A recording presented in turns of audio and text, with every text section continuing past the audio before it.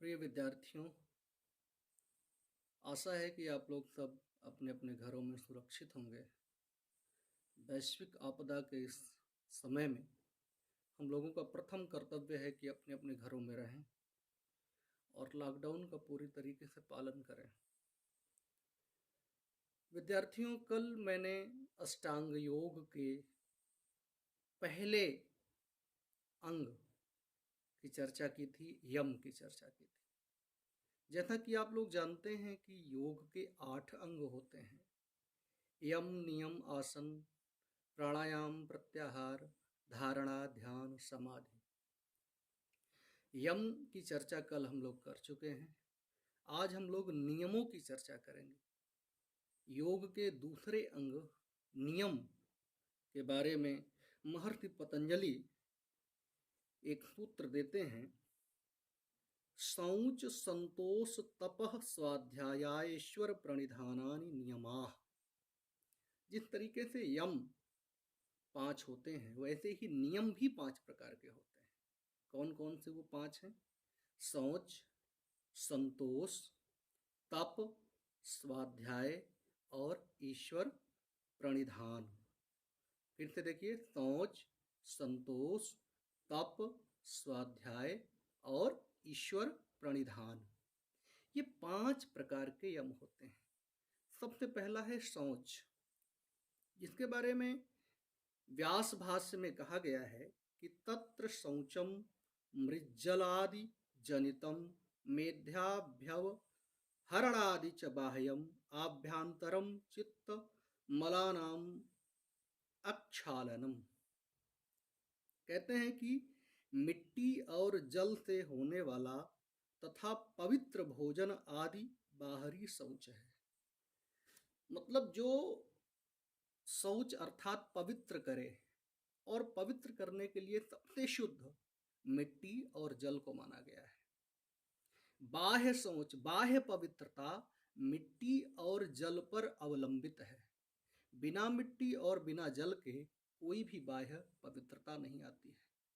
जितनी भी चीजें हैं उनमें कहीं ना कहीं मिट्टी और जल मिली हुई है, चाहे वो साबुन हो, चाहे जिस तरीके की चीजें हो, निरमा हो, जो भी चीजें हो, आपका सैनिटाइजर भी है, उसमें भी कहीं ना कहीं मिट्टी और जल का अंश विद्यमान है। तो ये है, ये चीजें बाह्य शौच, बाहरी पवित्रता लाती हैं। और आंतरिक शौच क्या है? आंतरिक शौच के बारे में महर्षि कहते हैं कि चित्त के दोषों का धोना ही आंतरिक शौच है। जो चित्त का मल है, जो मन का मल है, अर्थात क्या है? काम, क्रोध, लोभ, मद, अहंकार इत्यादि, ये सब क्या है? अंदर के मल हैं, अंदर के विक्षेप हैं। इनको धोना, इनको गलित करना, इनको नष्ट करना क्या है? अंदर का शौच है, आंतरिक पवित्रता है। तो ये हो गया शौच। इसके पश्चात क्या है? संतोष। दूसरा नियम है संतोष। संतोष के बारे में महर्षि ने कहा कि सन्निहित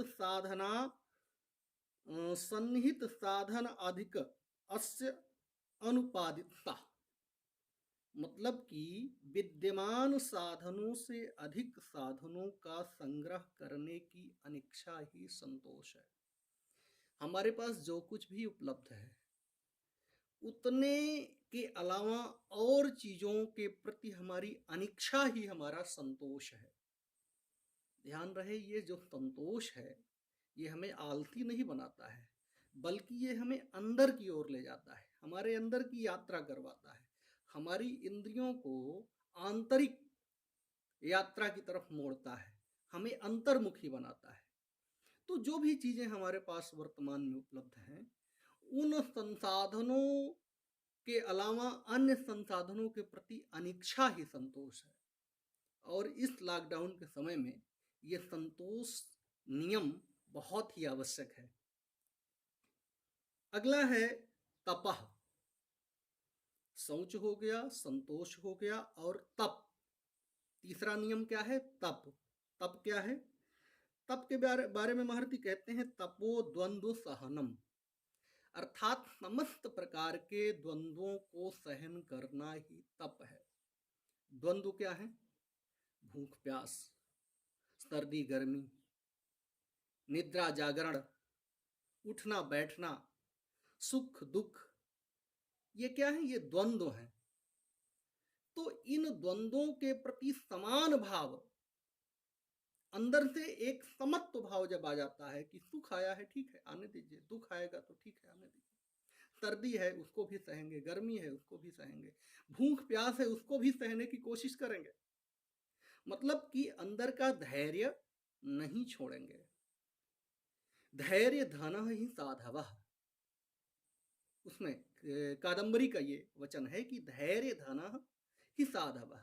धैर्य रूपी धन जो होता है वो साधुओं के अंदर होता है। साधुगण कैसे होते हैं? धैर्य रूपी धन वाले होते हैं। तो धैर्य हमारे अंदर तप का विकास करता है, और तप क्या है? समस्त द्वंद्वों के प्रति उदासीन हो जाना एक तरीके से। तो ये हो गया तप। और अगला अर्थात चौथा नियम है स्वाध्याय। स्वाध्याय किसे कहते हैं? हम लोग जो कर रहे हैं ये भी एक स्वाध्याय है, लेकिन ये लौकिक स्वाध्याय है। और जो ऐसा स्वाध्याय, या विद्या सा विमुक्तये, विद्या वही है जो मुक्ति के लिए है। तो शास्त्र का जो स्वाध्याय है वो असली स्वाध्याय है, और हम लोग शास्त्रों का ही स्वाध्याय कर रहे हैं। महर्षि पतंजलि के योग सूत्र को हम लोग पढ़ रहे हैं, तो ये असली स्वाध्याय है। स्वाध्याय का लक्षण बताते हुए महर्षि व्यास ने लिखा है कि मोक्ष शास्त्राणाम अध्ययनम प्रणव जपो वा। मोक्ष शास्त्रों का अध्ययन स्वाध्याय है, और प्रणव का जप भी स्वाध्याय है। मोक्ष शास्त्र क्या है? वेद, वेदांत, दर्शन इत्यादि के जो ग्रंथ हैं ये मोक्ष शास्त्र है। गीता जो भी हमें इहलौकिक जीवन से पारलौकिक जीवन की तरफ ले जाए, जो हमारे जन्म मरण के बंधन से हमको मुक्त करने की विद्या दे, वही मोक्ष शास्त्र हैं। और प्रणव का जप भी स्वाध्याय है। प्रणव क्या है? प्रणवश्च ओंकार, ओम, ओंकार ही प्रणव है। ऐसे प्रणव का, ऐसे ओंकार का जप भी स्वाध्याय ही माना जाता है। तो मोक्ष शास्त्राणाम अध्ययनम और प्रणव जपो, ये चीजें क्या हैं? स्वाध्याय है। ये चौथा नियम हो गया। और पांचवा नियम है ईश्वर प्रणिधान। ईश्वर प्रणिधान क्या है? तस्मिन् परम गुरौ सर्व कर्म अर्पणम। जो सबका गुरु है, गुरुणाम गुरु है, अर्थात परमात्मा, उस परमात्मा के प्रति समस्त कर्मों का अर्पण कर देना ही ईश्वर प्रणिधान है।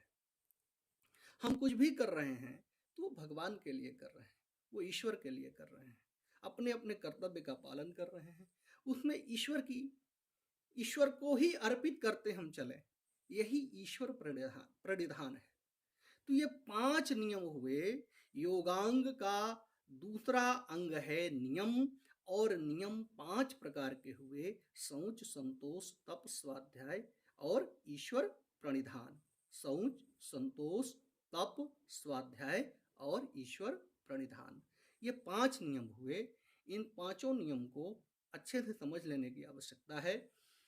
मैंने महर्षि पतंजलि के सूत्रों को यहाँ पर रेखांकित किया है, और आप लोगों से ये अपेक्षा है कि आप लोग अगर योग सीखना चाहते हैं, योग पढ़ना चाहते हैं, तो सीधे महर्षि पतंजलि को पढ़िए। आप दर्शन के विद्यार्थी हैं, आप महर्षि पतंजलि के योग सूत्र को पढ़िए, फिर आपको कहीं बीच में किसी की आवश्यकता नहीं रहेगी। आजकल तो सब उपलब्ध है, हिंदी में भी ट्रांसलेशन है, इंग्लिश में भी ट्रांसलेशन है। तो महर्षि पतंजलि के सूत्रों का जो सबसे जबरदस्त कमेंट्री है वो व्यास भाष्य है। और मैंने प्रोफेसर सुरेश चंद्र श्रीवास्तव की वो पुस्तक भी आप लोगों को दिखाई थी, जो योग सूत्रों पर बहुत ही अच्छी है, और आप लोगों ने, जहाँ तक आशा है मुझे, आप लोगों ने उसे खरीद भी लिया होगा। इसके अलावा आप पढ़िए, और जहाँ भी आपको समस्या है आप व्हाट्सएप ग्रुप पर भी पूछ सकते हैं हमसे, आप फ़ोन करके भी हमसे पूछ सकते हैं। सबके पास मेरा नंबर है, मैं 24 घंटे उपलब्ध हूँ आप लोगों के लिए, किसी भी समय आप हमें फ़ोन करके पूछ सकते हैं। लेकिन मेरी ये आप लोगों से गुजारिश है, आप लोगों से ये सलाह भी आप लोगों के लिए है कि आप लोग इस लॉकडाउन के समय का सदुपयोग करिए और घर में बैठकर स्वाध्याय करिए। देखिए हम लोग भी मजबूर हैं इस समय, 10 मिनट 15 मिनट से ज़्यादा वीडियो बना नहीं पाते हैं, सारा डाटा ख़त्म हो जाता है और मेमोरी भी फुल बताने लगती है, इसलिए हम चाहकर भी 40 मिनट 50 मिनट का लेक्चर लोड नहीं कर पाते हैं। तो कम शब्दों में अधिक बात कहने की कोशिश की जा रही है। आप लोगों से भी अपेक्षा है कि आप लोग खूब स्वाध्याय करिए और जहाँ भी आपको आप हमें तुरंत बताइए, हम फ़ोन पर उपलब्ध हैं आपसे। Okay, thank you. कल हम लोग योग के तीसरे अंग के विषय में बात करेंगे, यम नियम आसन की बात कल होगी। ओके।